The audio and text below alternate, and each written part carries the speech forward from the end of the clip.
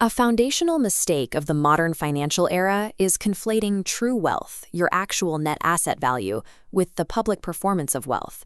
We mistake conspicuous consumption, the expensive cars and the designer wardrobes, for financial success. But human psychology is bound by a mechanic called hedonic adaptation, and your happiness degrades right back to its baseline expectation. The novelty vanishes rapidly, but the fixed maintenance, the insurance premiums, and the severe asset depreciation remain permanent. You are left carrying a heavy, continuous financial hangover long after the excitement is gone.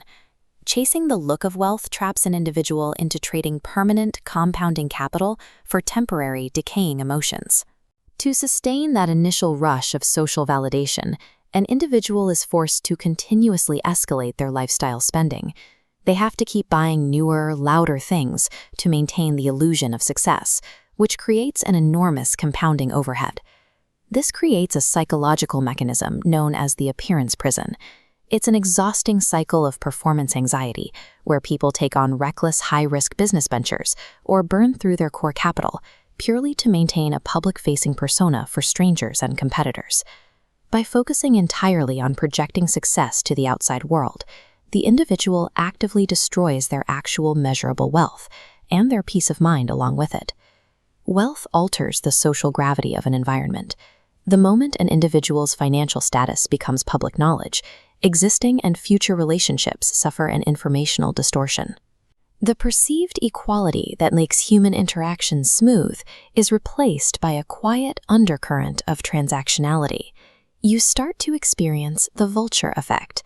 Distant relatives, old acquaintances, and brand new friends suddenly appear with business ideas or emergencies, carrying an implicit expectation that you will absorb the friction of group expenses.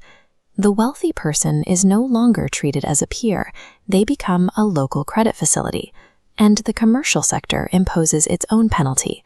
Showcasing visible assets alerts contractors, mechanics, and financial advisors that you have a high tolerance for capital extraction. They immediately add an unwritten premium, a wealth tax, onto everyday services, quoting jobs based on the car in your driveway rather than the scope of the work. In a litigious society, visible wealth also acts as a homing beacon. A high net worth combined with a high public profile expands your surface area for opportunistic lawsuits, predatory contract disputes, and insurance fraud. Visible wealth invites extraction from every possible direction. When publicly wealthy individuals retreat into exclusive, isolated social circles, it is rarely driven by snobbery. It is a mechanical act of self-defense to neutralize money as a variable. True financial independence requires changing your objective function. You have to move away from high-risk wealth accumulation and lock in low-volatility asset preservation. The mathematical foundation of this sovereignty is the Rule of 25. As this equation shows, you simply take your desired annual expenses and multiply that number by 25. The result is your exact freedom figure. This target aligns with a 4% safe withdrawal rate. By heavily diversifying into broad market index funds and fixed income assets, you can harvest exactly 4% of your initial portfolio value annually, adjusted for inflation, effectively living indefinitely without ever depleting the principal. The golden rule of this structure is simple.